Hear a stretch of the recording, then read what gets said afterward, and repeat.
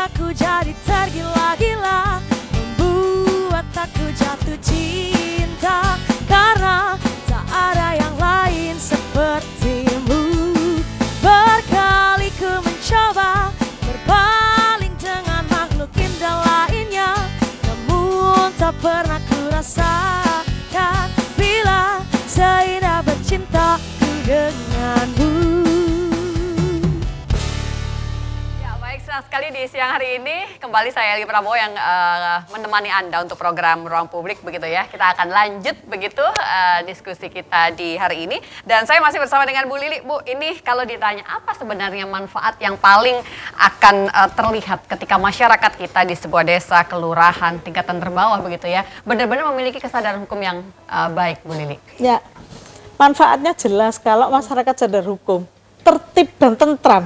Itu yang kita tuju. Hidupnya lebih nyaman begitu lebih ya? nyaman kalau sudah tertib, tentram, usaha kondusif, apapun. Peningkatan rezekinya sejahtera gitu. Itu yang kita, jadi kan sama sebenarnya semua terkait. Hukum ini tidak bisa pisah memang. Kalau masyarakatnya sadar hukum, dia akan menghargai hak orang. Tidak hanya haknya sendiri yang dikedepankan, tapi menghargai hak orang. Menghargai orang, meningkatkan iklim usaha yang kondusif, kondisi tentram, tidak banyak kejahatan.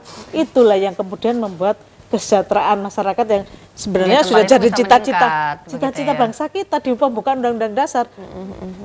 Kesejahteraan sosial bagi seluruh rakyat itu bisa tercapai. Bu Lili, berarti apakah sudah jelas juga contoh-contoh perilaku yang mencerminkan kalau sebuah desa atau kelurahan tadi itu mereka sudah benar-benar sadar, memiliki kesadaran hukum, Bu Lili? Ya, saya kembali lagi ke parameter yang sudah ditetapkan dalam SE BPHN itu ada sudah untuk parameternya desa sadar hukum itu satu. Apa implementasi tadi. Baik. Jadi implementasi hukum, informasi hukum itu udah banyak. Sebenarnya masyarakat sudah tahu, cuman kadang itu untuk menyebarkan lagi. Kita itu kan informasi tidak hanya dari koran, JDIH, tapi juga informasi dari kita sekarang sudah pernah main HP. Misalnya, ini saya sering informasi sendiri-sendiri ya. Saya pernah pengen langsing nih Mbak, kayak Mbak Eli itu ya mungkin pengen langsing. Kemudian saya lihat orang lain pakai suatu produk gitu ya, langsing. Saya pengen pakai itu, pengen coba. Tapi kemudian kebetulan saya lagi iseng buka public warning Badan POM. Saya buka di public warning Badan POM, ternyata di situ ditulis produk yang mau saya beli itu BKO, bahan kimia obat, dan tidak ada izin edarnya. Maka kemudian informasi ini selain untuk saya share ke teman-teman saya yang pakai tadi. Jangan, ini begini, itu suatu informasi hukum.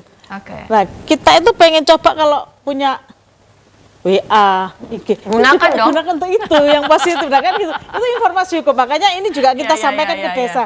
Bu, ada mungkin ada kan ada posyandu, ada kader desa. Itu pakai aja, jangan susah nunggu informasi datang ke desa. Tapi kita akses di public warning itu banyak sekali, obat, makanan, kemudian ada kosmetik. Itu ada. Karena memang kalau masyarakatnya sudah sadar dulu, pastinya akan sangat-sangat berdampak. Ini kan akhirnya kalau yang tidak boleh diedarkan akhirnya tidak akan dibeli orang, karena dia akan berhenti mungkin. Pada produk-produk ilegal itu akan berhenti dengan sendirinya kalau nggak ada yang beli. Itu salah satunya. Terus kemudian ada implementasi yaitu tadi KDRT, ada kemudian narkoba itu sedikit sekali. Kepatuhan pajak retribusi meningkat, nah itu implementasi. Ketiga, terkait dengan akses keadilan, yaitu adanya kemudahan mendapatkan akses keadilan, bantuan hukum ada masalah, ada bangku miskin, dan salah satunya yang akan kita lakukan adalah ini adanya paralegal. Apa sih itu, Bu Lili? Nah, ini kebetulan BPHN itu baru tahun kemarin nih programnya. Tahun ini ya Pak ya? Tahun ini. 2023 ada Paralegal Justice Award. Nah, yang dapat award kebetulan alhamdulillah itu dari Jawa Timur yang nomor 1. Dari Malang. Berarti Jawa Timur tengah ingin mempertahankan award itu tadi. Ini ya, juga selain masuk dalam itu award itu kan mungkin ada bonus ya, tapi yang kita tuju utama bukan di sana. Kita kemarin ngirim itu yang lolos seleksi ada 58. Yang 52 dapat penghargaan.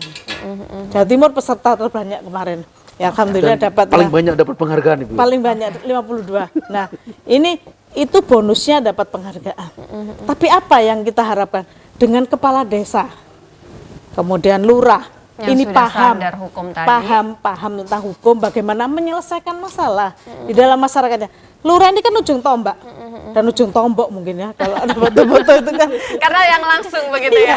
Masyarakat ada Ketemunya sengketa, dengan ada Pak Lurah, permasalahan, Pak Kades. gitu kan. Iya. Datangnya kan ke lurah atau kades. Nah kalau kadesnya ini sudah memahami bagaimana menyelesaikan masalah, ini otomatis akan mengurangi adanya kasus sampai ke peradilan. Bisa selesai di level Betul, kelurahan. lah inilah mediasi dan jangan sampai ada pelanggaran-pelanggaran pengadilan. Katanya mungkin dari Kementerian Hukum dan HAM itu ini namanya lapas itu udah penuh dan di sana bukan berarti kalau sudah masuk ke sana kemudian jadi jerah. Tapi kadang malah pinter ya Pak, karena ketemu suhunya di sana. Jadi makanya memang harus kita selesaikan di Itulah level tujuannya. yang terbawah Makanya tadi. Bu Gubernur kemarin ke saya, Bu Lili tolong adakan pelatihan paralegal. Oke, Karena baik. itu tujuannya sangat baik sekali Oke. gitu. Pak Subianta mungkin bisa ditambahkan Iya. untuk paralegal ini. Bapak tadi sempat singgung Jawa Timur panen nih, banyak yang mendapatkan award ini. Bagaimana? Iya, Pak ini Bianta? Paralegal Award Justice System ya, Justice Award. Paralegal Justice PCA. Award ini memang di salah satu program unggulan yang baru diluncurkan tahun ini ya. Tahun ini. Tahun ini. Dan sebagaimana Ibu Lili sampaikan tadi bahwa kita ingin memberdayakan potensi kepala desa, Oke.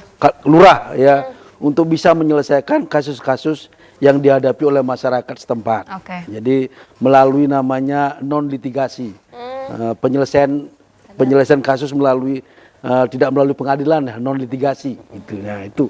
Jadi itu sebenarnya kami tahu bahwa para kepala desa lurah ini dari zaman dulu memang sudah mempunyai sudah bisa aktif ya melakukan penyelesaian sengketa untuk warganya, tapi tidak mendapatkan perhatian dari kita pemerintah. Nah, kita ingin memberikan penghargaan kepada mereka yang Agar sudah menstimulasi begitu ya. yang sudah benar-benar Bekerja. melaksanakan tugasnya, menyelesaikan masalah di desanya masing-masing sebagai peacemaker namanya. Oke. Peacemaker namanya non litigation peacemaker. Itulah lurah sama kades. Ini kita beri penghargaan kepada mereka namanya itu Paralegal Justice Award. Jadi mereka dianggap sebagai paralegal. Dan Jawa Timur sedang berlari, walaupun kita sepakat ini hanya bonus karena tujuan utama bukan itu begitu ya. Tapi paling tidak makin banyak begitu ya Pak ya, daerah-daerah atau desa-desa yang memang boleh dikatakan memiliki upaya untuk bisa memiliki kesadaran hukum yang lebih baik begitu ya Pak Bianta. Iya, memang kita targetnya sih semua desa itu sadar hukum Sadar ya, hukum, oke. atau lurah sadar hukum, kelurahan sadar hukum. Tadi udah disampaikan Bu Lili memang masih banyak sisa yang belum, Baik. hanya baru berapa persen mungkin masih kecil sekali lah dibandingkan di jumlah desa yang ada. Nah kita dari Kemenkumham ini berusaha akan melakukan pembinaan. Nah sekarang tahapannya nih Bu, kita ini pada saat ini melakukan pembinaan terhadap desa atau lurah binaan. Oke. Untuk ditingkatkan nanti menjadi desa sadar hukum. Oke, dengan kriteria yang sudah Dengan Bu Lili kriteria yang sudah sampaikan disampaikan tadi. ya. Oke, baik. Nah itu tujuannya ke sana nanti.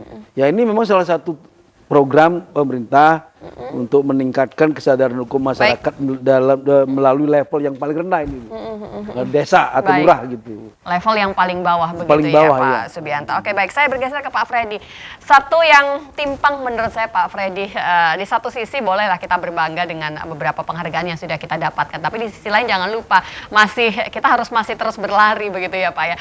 Upaya untuk bisa mengejar semua itu apa Pak Freddy yang harusnya bisa diberikan agar Jawa Timur bisa berlari jauh lebih kencang berkaitan dengan desa sadar hukum? Jadi memang masalah sadar hukum ini bukan hanya dari keluarga dulu ya. Di keluarga ini ya paling enggak orang tua itu secara general kan tahu bahwa kita ini negara hukum. Melek hukum dulu harusnya orang tuanya. Akhirnya Ya. kita ajarkan bagaimana terhukum. Oke. Satu contoh ya, anak-anak mulai kecil dibiasakan untuk buang sampah pada tempatnya, kayak gitu. bukan haknya, jangan dimiliki. Baik. Kalau menemukan sesuatu yang bukan miliknya, kembalikan atau cari siapa pemiliknya. Itu yang sederhana. Oke, baik. Nah, terus yang paling lebih penting adalah contoh. Mohon maaf, saya sampaikan bahwa negara kita ada hukum, bukan maksud.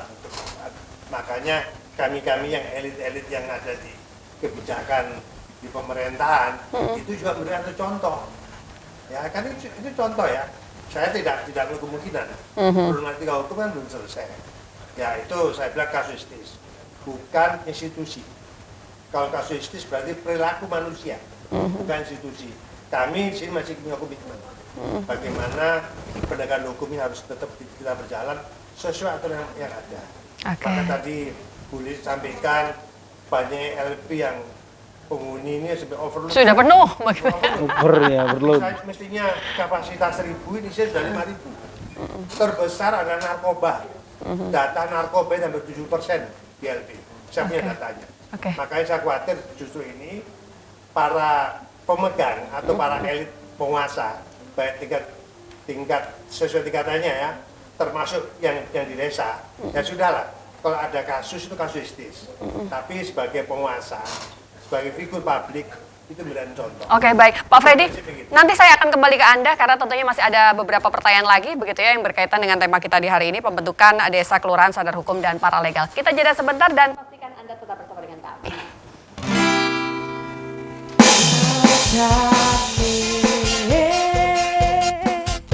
Sak singkat deh ceritane, ngelalek ke tetep